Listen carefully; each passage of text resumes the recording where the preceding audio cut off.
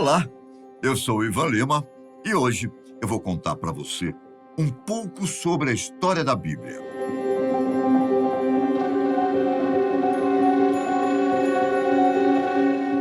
Os estudos sobre a história das religiões e civilizações antigas nos ajudam a conhecer melhor os textos bíblicos.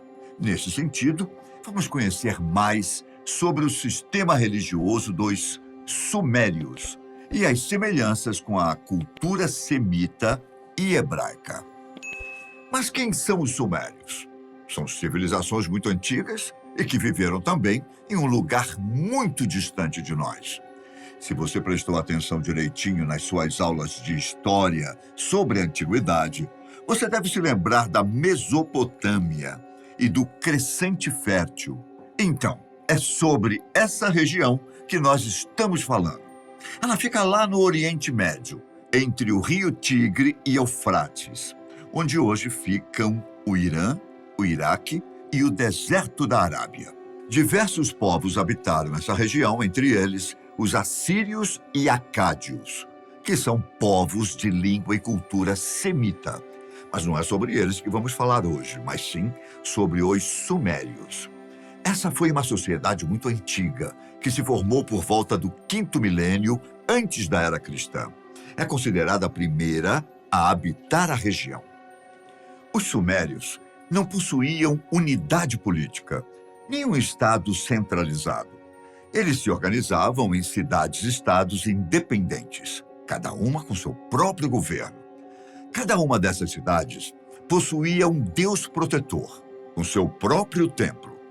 Algumas divindades só possuíam importância local, outras eram mais dominantes, a depender da prosperidade da cidade que representava. Por meio da cosmogonia, que é um conjunto de teorias que buscam explicações para a origem do universo, toda religião possui sua própria compreensão sobre as gêneses do mundo. No caso dos sumérios, a mitologia sobre a criação da humanidade se assemelha muito aos mitos bíblicos a respeito da criação do homem através do barro e do dilúvio enfrentado por Noé.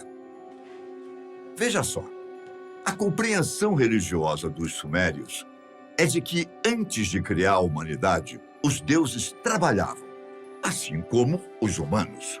Eles pescavam, plantavam e construíam canais de irrigação. Mas um dia, os deuses se cansaram destes trabalhos e pediram para que Namu, a mãe de todos, resolvesse essa situação. Encarregados pela mãe Namu, os deuses Enki e Nimã, através de uma argila criadora, resolveram gerar filhos. Esses filhos são os homens e mulheres que foram criados para fazer todo o trabalho braçal que os deuses se cansaram de fazer. Entretanto, depois de muitos anos de servidão, os homens se revoltaram contra os deuses e se recusaram a continuar com o trabalho. Então, o deus Enlil decide exterminar a humanidade através de um grande dilúvio. Mas o deus Enki intervém e salva um homem, Gilzudra, que é encarregado de construir um navio enorme, chamado de Preservador da Vida. Consegue ver semelhança entre as histórias sumérias e bíblicas? Muitas, não é mesmo? A criação do homem através da argila, o dilúvio, a construção de uma embarcação por um escolhido de uma divindade para salvar a humanidade.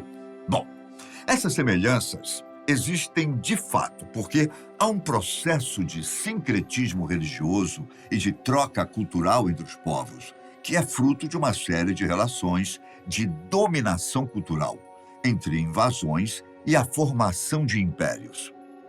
Você já deve ter ouvido falar em sincretismo, não é mesmo? Este termo se refere às fusões entre crenças, assim como o intercâmbio de símbolos e mitos entre sistemas religiosos diferentes.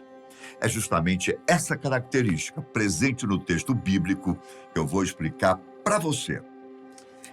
Preste atenção, porque a história é complicada. A falta de coesão política entre as cidades sumérias e entre outros povos da Mesopotâmia deixaram a região vulnerável a invasões e ao poder de diferentes impérios. A Suméria foi unificada pela primeira vez com o governo de Urukagina durante o período pré-dinástico. Outro governante que se destacou nesse período de unificação foi Gilgamesh, que reinou na cidade de Uruk, ou Uruk, por volta do ano 2600, antes da Era Cristã. A grande obra literária dessa época que tivemos acesso nos dias de hoje é a Epopeia de Gilgamesh, que narra os efeitos desse monarca. O livro, ao mesmo tempo que enfatiza a divindade do rei, também relata, de forma mitológica, os limites da realeza no mundo humano. Como sabemos, a região da Mesopotâmia ficou conhecida na história não só por suas técnicas arquitetônicas, como a construção de diques, como também pelo desenvolvimento da escrita. Importantíssimo.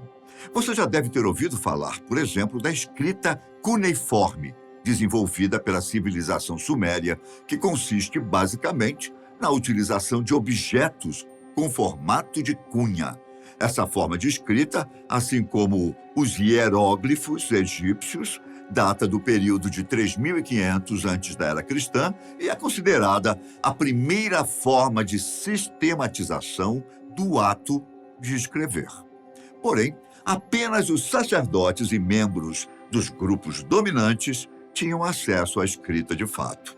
Por meio da inscrição na argila de símbolos, em formato de cone, os sumérios faziam registros econômicos, políticos e religiosos.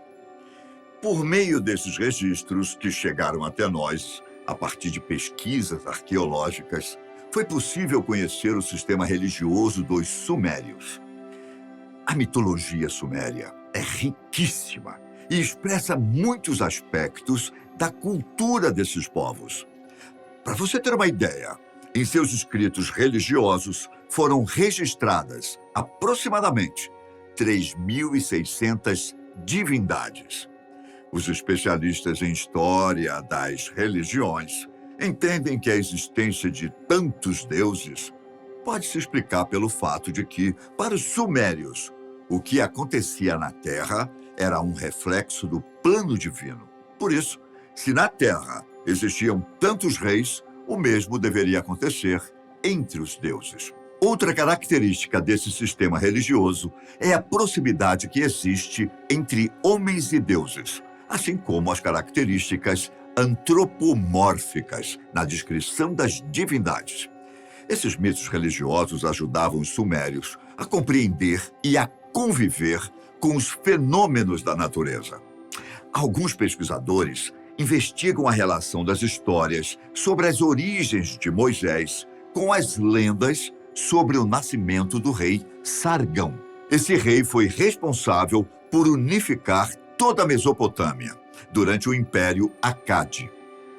Apesar de ter sido um breve reinado, foi um marco na história dessa região, por causa da dominação imperial e unificação dos territórios. O reino foi interrompido pelas invasões dos povos gutis e elamitas, que deu início ao Império Neo-Sumério. Já no segundo milênio, antes da Era Cristã, a invasão dos povos amoritas inaugurou o início do domínio babilônico em toda a região. Alguns pesquisadores entendem que a dominação do Império Babilônico no reino de Judá influenciou a escrita da Bíblia.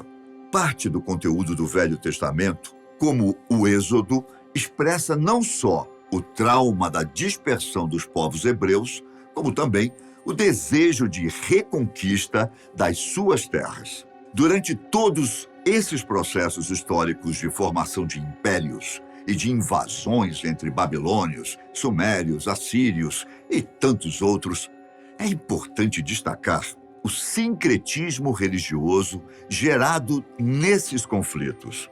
Para especialistas no tema, existia, de certa forma, uma tolerância religiosa entre esses povos e uma capacidade de assimilação dos deuses de uma região, principalmente entre os sumérios.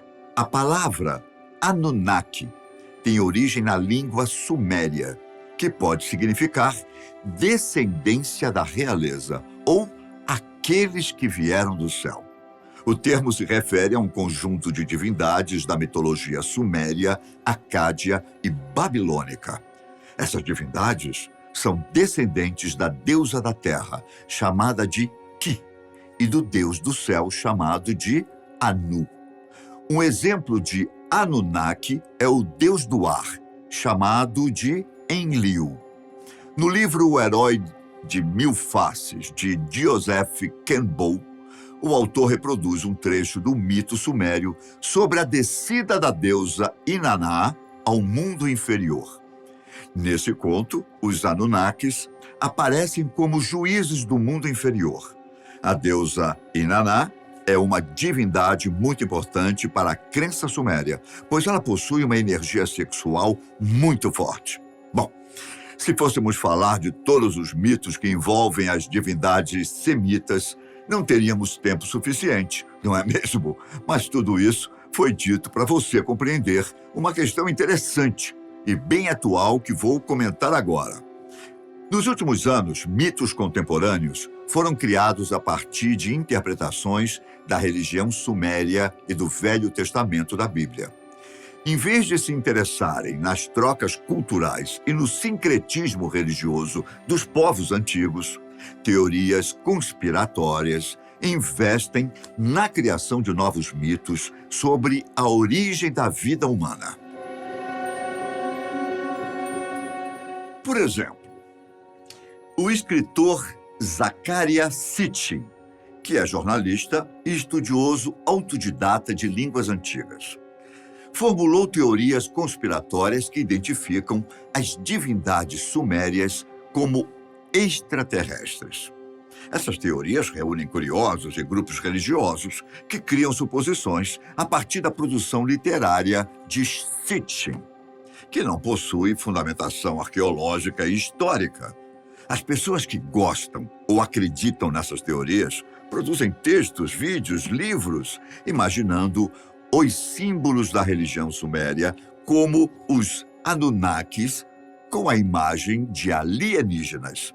Nessa mesma linha de teoria conspiratória, o mito bíblico dos anjos caídos se mistura com o mito sumério dos Anunnakis. Essa confusão acontece porque um trecho bíblico menciona que os filhos de Elohim, ou filhos de Deus, tiveram relações com as filhas dos homens.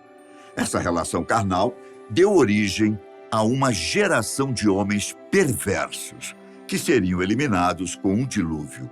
Alguns escritores e intérpretes da Bíblia identificam essa geração de homens com os anjos caídos. Outros escritores de teorias conspiratórias fazem um paralelo dos anjos caídos e dos filhos de Elohim com os Anunnakis e entendem que isso seria uma evidência da intervenção de extraterrestres nas civilizações antigas e na origem dos humanos. De modo geral, essas teorias partem do princípio de que os escritos mitológicos dos sumérios relatam fatos verdadeiros e que os deuses, por não serem deste mundo, são extraterrestres. Outras crenças acreditam que toda forma de vida não humana, como os animais, seres míticos ou até mesmo alienígenas, são anjos caídos. Não sei se você gosta ou não desses mitos contemporâneos, mas você deve concordar comigo que a maravilhosa história do sincretismo religioso entre essas civilizações e seus reflexos nas nossas crenças atuais. Acho que é muito mais interessante entender os sistemas de crenças como parte da cultura humana de criar mitos para se orientar no mundo. Compreender a complexidade cultural da história das religiões é por si só uma tarefa difícil, que exige muito estudo e dedicação.